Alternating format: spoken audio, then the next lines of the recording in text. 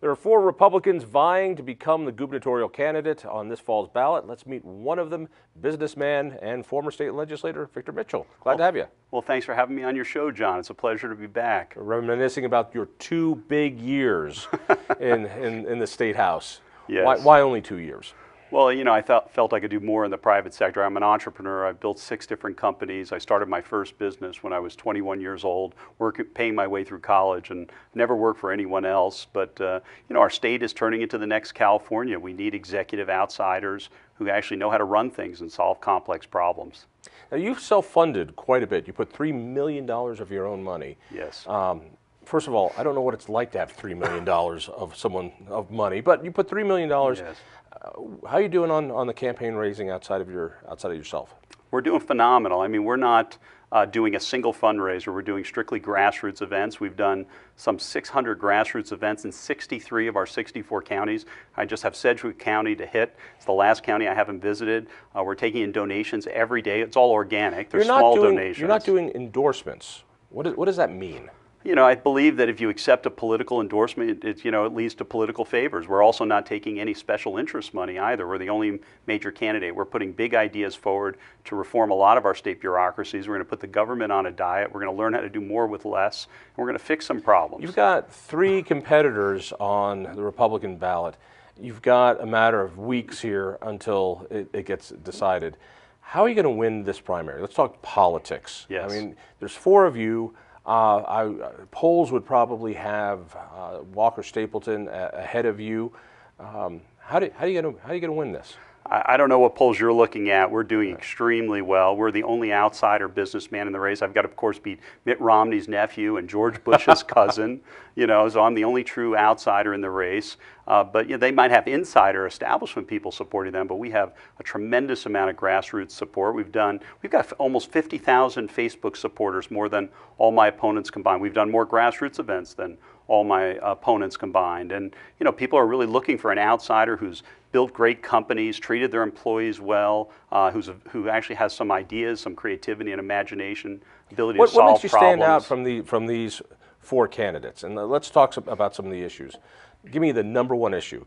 As governor, the one thing you want to tackle is what? Well, the number 1 issue in Colorado is that 40% of Coloradans that have health insurance can't meet their deductibles or co-payments. 26% of Coloradans today are on Medicaid, but yet we have a 3% unemployment rate. And make no mistake about it, Medicaid is low-quality ration care. Most doctors won't even accept the reimbursement. So I want to get us entirely out of the Colorado Health Exchange. I want to take the $650 million of Medicaid expansion and use it for block grants for entrepreneurial nurse practitioner clinics and physician assistant clinics. Let me see if I'm following you. So you'd like to get us out of the Obamacare exchange. You're very nice about it. I call it the Unaffordable Care Act. But yes, absolutely. And last year there was a terrible bill called Senate Bill 267, and too many Republicans voted for it. It was a tax increase and a debt increase without a vote of the public. It's about $600 million. You're saying let's use that money to do what in healthcare? Well, I want to create a panel of basically retired nurses and doctors, medical professionals, and have spawn entrepreneurism again in medical care. I want to have nurse practitioners and physician assistants present business plans to open up their own clinics, and if the state approved their business model, we would fund up to 50% of it for the year. It would have to have full transparency in pricing. It would have to have quality of services. It would have to have a pay-for-service model. I mean, primary care can be delivered very affordably. It's unlike specialty care or mental health. Primary care is very predictable, yet we're paying an enormous amount for primary care through our Medicaid clinics. 1 out of every 4 Coloradans is on Medicaid now. The expansion is insane. Absolutely. Healthy, unmarried, fatherless men who with jobs are getting Medicaid, that's just made for elderly people and handicapped people. What are you going to do?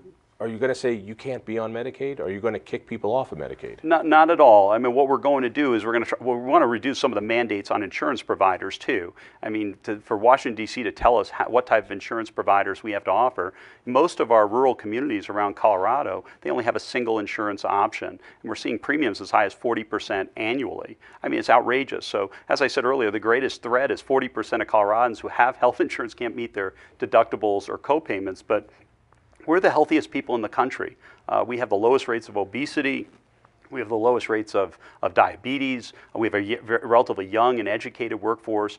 Wouldn't it be wonderful if any Coloradan, rich or poor, urban or rural, could access primary care without the need for insurance, where insurance goes for specialty care and chronic illness, long-term illness, emergency. That's the way insurance was designed. But right now we have these, three big winners: the healthcare providers, the hospitals, the pharmaceutical companies, and the insurance companies. And pretty much everyone else is worse off. Talk about some of the other challenges you're going to have the moment you walk into office. I think one of the big ones is, of course, PARA, which is the Public Retirement Pension Fund. It is upside down. In this last session, they put a Band-Aid on it. They were able to use some of this incredible surplus money we have this year, but it's broken, it's overpromised, and as a taxpayer, I don't want to pay for somebody else's lavish pension and then to bail them out when that pension fails. Yes. What are you going to do? Well, very specifically, I put a 4-point plan to save the public pensions, or PARA, as most of us know it by. It's a $41 billion fund today. We're paying out about $2.5 billion a year of benefits. It is not a crisis. It's a very serious problem. We have a $32 billion unfunded liability. But specifically, what we should do first and foremost is basically protect the current beneficiaries. If you're a newer state worker, if you're a state worker that's about to retire, change the average from the average of 3 years to the average of 10 years. And then finally, if you're a newer state worker with less than 10 years of service, let's convert them from a defined benefit to a defined contribution plan. But I also want to shed up to 20% of our state workers and allow temporary workers to come in, most of our college kids to come in, work for a temporary assignment for 2 years. They would make a low wage. They wouldn't participate in the public pensions, but they would receive up to $30,000 of student debt relief. If we do a combination of those four things, we can entirely true up the entire public pension fund without increasing taxes, without increasing fees, preserve the fund for the current beneficiaries. But basically, every defined benefit plan since the history of mankind has basically gone bankrupt. They're not sustainable, and they can't continue to go on. The difference is when United Airlines went bankrupt on their pension, the guys I know who are pilots got their pensions cut in half, their retirement payments, and then got a cut in half again of what was promised. Because it's a private company, PARA is a public governmental agency, and therefore the taxpayers are going to bail them out, and that's my big worry. I tell you what, let's move to some of the other challenges. I'm hoping to get on a ballot initiative to spend more money for roads. What are you going to do about the crappy roads in this state? It's wildly underfunded. I feel your pain. I feel all of Coloradans' pain. I mean, there's been one consistency both over the last 25 years between both Democrat and Republican administrations as our roads and infrastructure keeps crumbling. Congestion seems to get worse and worse every year.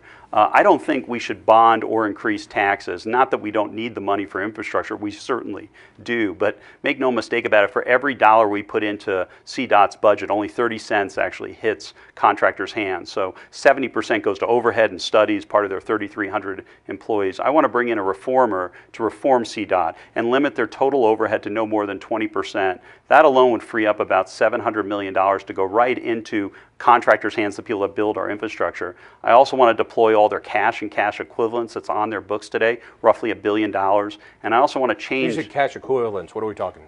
Short-term securities. Okay. And then finally, I want to change something called the Legislative Audit Committee. It's an obscure committee in the General Assembly, and change that from financial auditing to performance-based auditing look for ways to drive waste and inefficiency out of government. If we save 3 to 4% by doing that, that's another $1 billion and go into teacher pay, infrastructure, and other priorities we have in the state. If you're able to do that, those take time. Those take years to make that. Now, I couldn't agree with you more. We need a consistent funding stream going right to transportation.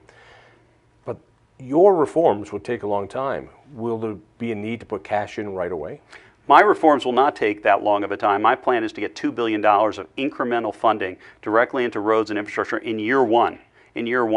Because don't forget, that $700 million could be saved in year one alone by limiting their overhead. Another $1 billion that's on the books today that could be deployed. How would you limit their overhead? If you're saying that they're spending 70% right now in what we're calling overhead, and you're going to get that to 20, how?